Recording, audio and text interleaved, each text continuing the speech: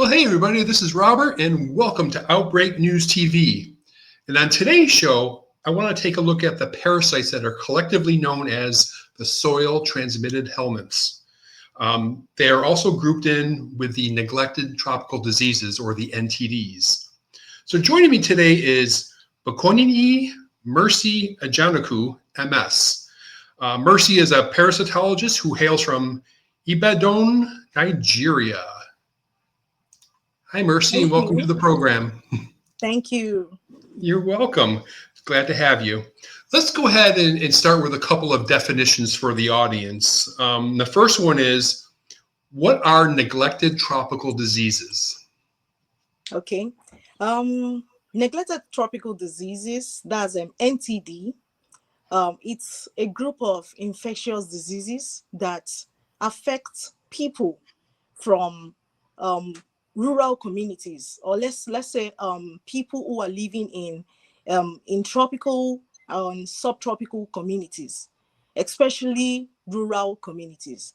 Now, the reason why the word neglected was used is because people living with this disease comes from places that have limited access to basic amenities, or people who actually are underserved, or let's say marginalized. These are people who are affected. That's why we use the word neglected. Diseases that is neglected, that is community that does not have access to a lot of basic services. Okay, so these are frequently areas with a lot of poverty. Yeah. Yeah, and the neglected tropical diseases, there's a lot of them. There's 20 or so. They range from parasites to viruses to some bacterial infections. Yes, And yes. then some of the ones we're going to talk about today are all going to be parasitic. Mercy, so the next definition is, what are the soil transmitted helminths? Okay, soil transmitted ailments. This is just one out of all the neglected tropical diseases that we have, because we have a lot. We have onchocerciasis, we have lymphatic filariasis, to mention few. All right, but our focus today is on soil transmitted helminths, which is actually an intestinal worms. All right, which their eggs or their larva passes through, or they are released to the environment through human feces. So in a short term, soil transmitted helminths are intestinal worms. Okay, good.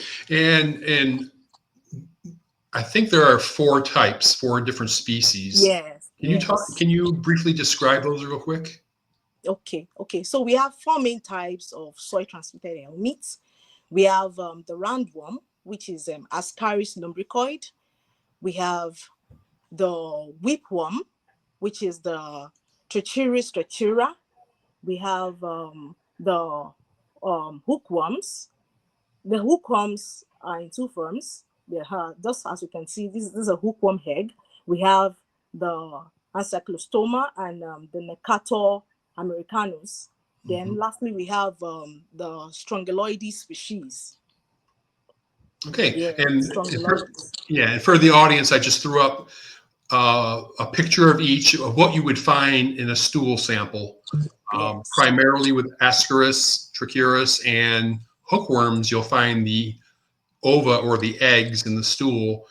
And with Strongyloides, you're going to find the rhabdidiform larva, a larva stage. So just to give you a picture of what Mercy is talking about. Mercy, how common are these, and where what's the most common geography for finding these? Okay. They are very common. Just as I've said earlier, they are common in tropical and subtropical region. So at least we have more than 96 countries that Yeah. are affected with STH. So we have country, particularly sub-Saharan Africa. We have Asia. We have I think Latin America.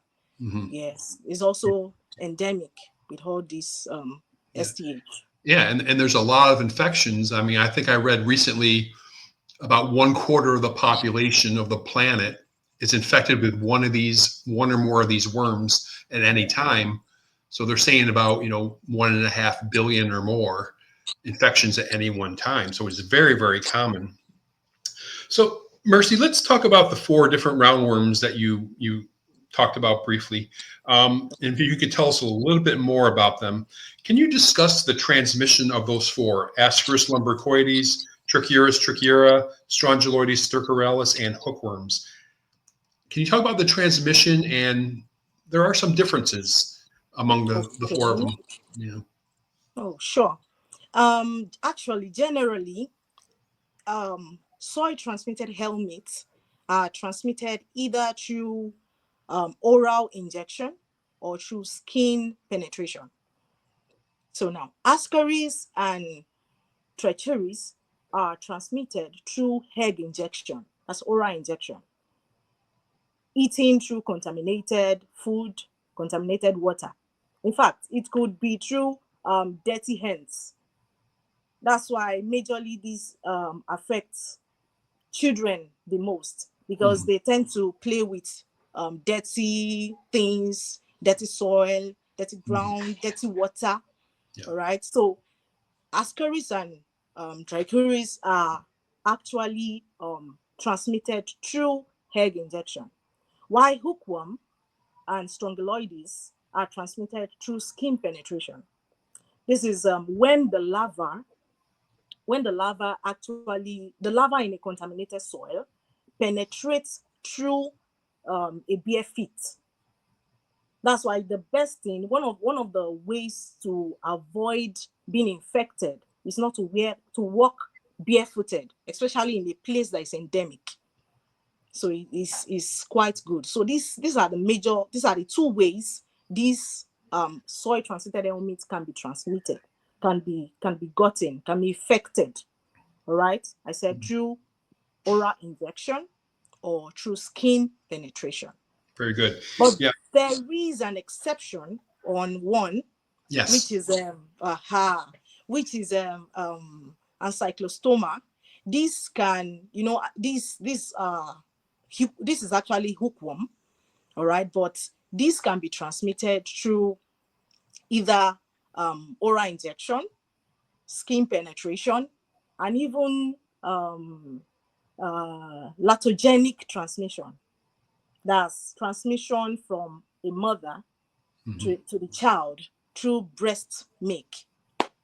So that's Ankylostoma duodenale, Yes, yes, the old yes. world hookworm. Okay. Yeah. Very good. All right. Um, how about the symptoms? Again, um, a lot of the symptoms for these 4 parasites are frequently mild, depending on how heavy the burden is, the worm burden. But there can be some severe health consequences, long-term effects. Um, can you talk about these? I know these overlap a lot, but there's some. If you could talk about the pathology of these worms and what it does to these populations. Okay. Sure. Like what you said earlier, the infection, let me say in most cases, the infection might be mild. All right. So it might go without being noticed. But if this infection is actually heavy, if we have an heavy infection, it will cause a chronic problem. If an host is infected with Ascaris, for instance, such a person could suffer from malnutrition, from abdominal pain, from intestinal problem.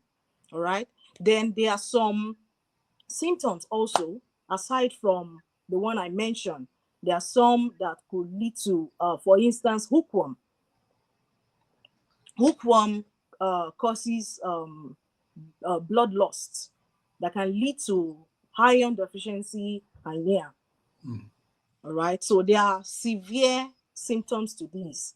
Not to talk about strongyloides.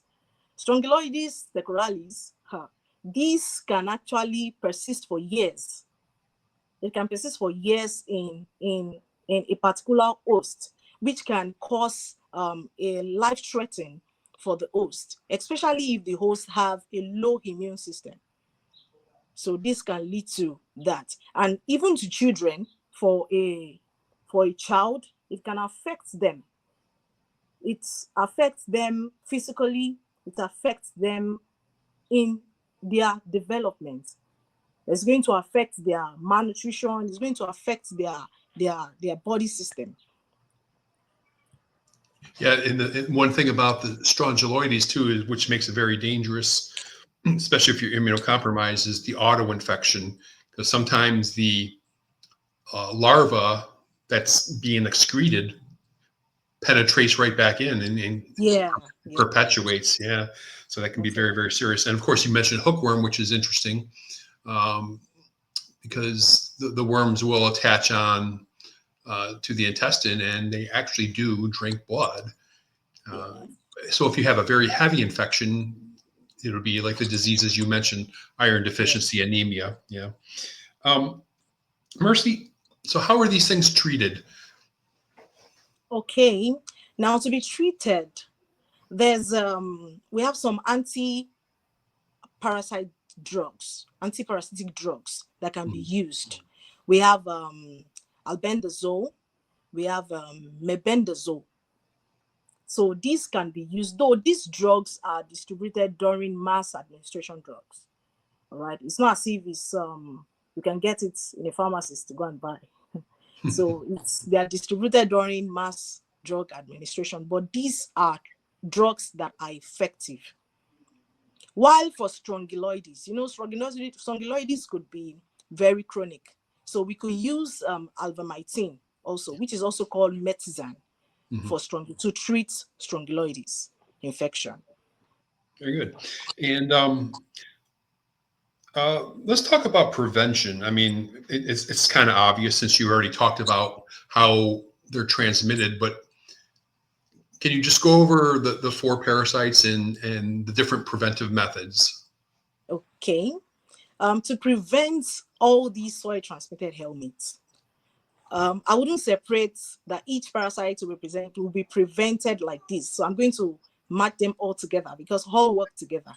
Okay. So to prevent the STH, there should be a periodical deworming. There should be deworming to eliminate the infection. There should also be public health education. Especially the reason why I said public health education is because of reinfection. People need to be aware. People need to know. They need to be educated of what they don't know. Many people did not even know that washing their hands with dirty water if the water is actually infected, could affect them. Children does not even know that playing with soil that are contaminated could affect them. So I think knowledge should be passed. People should be aware that this STH can affect, right? Also, about the treatment I talked about, which is the drug, families and friends should be encouraged to take it because it's for their own benefit. Families and friends should be encouraged. Then there should be proper sanitation, proper hygiene. This is, in fact, I could even say that prevention of STH should start from individual.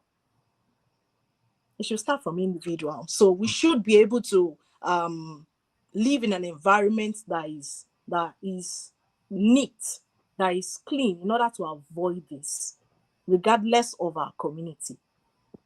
So that's it. Yeah, and then of course, like you said earlier, the prevention for like the strongyloides and the hookworm would be not exposing your skin to the soil. Yes. Because of skin penetration. Yeah. All right, Mercy, let's go ahead and close with this. Okay. You were part of a study in Ibadan looking at STHs in dump sites. Ibadan is Oyo State in Nigeria. Yes. And I'd like to go ahead and give you a few minutes to go ahead and discuss the study and your findings. Okay. My study, what led to what I studied was that despite all control measures of soil transmitted helminths, infection still persists. So that shows that environmental matrix like contaminated soil aid continuous transmission of this infection. So in my research, I actually focused on the epidemiological study and also the molecular study of STH, though my molecular result was negative, probably due to DNA degradation, never can tell.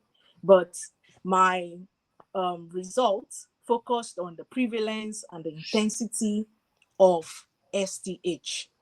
Now, I analyzed soil samples. I took soil samples from different dump sites. I did selection of dump sites. So I took some. Mercy, let me interrupt you a second. Can you explain what a dump site is? Okay, this is where wastes are disposed. So it's like just like household waste. Yes, household waste. Okay. They're just disposed. In fact, some of them were disposed publicly. Not even some. All the dump sites I went to were disposed publicly, where residential area were, where human activities were actually going on. These were places where these dump sites were their location. People were there, activities was going on. So I studied the prevalence and the intensity of STH. Then I found Strongyloides larvae, Strongyloides adults. I found Ascaris egg, and I found hookworm in my research, which shows that dump sites actually serve as an environmental contamination or serve as a reservoir for the transmission of STH. So in my study, I actually concluded that there should be an environmental intervention, including proper sanitation, health education, waste management. People should be educated on this, on how waste should be managed, how sanitation should be done. So that's the main purpose of the project the research I actually did. Okay, and that's going to be published soon? Yes, yes. Very good. All right, very exciting. I want to go ahead and thank you, Mercy and Ajanaku, for sharing your time and your expertise today. Thank you, ma'am. My pleasure.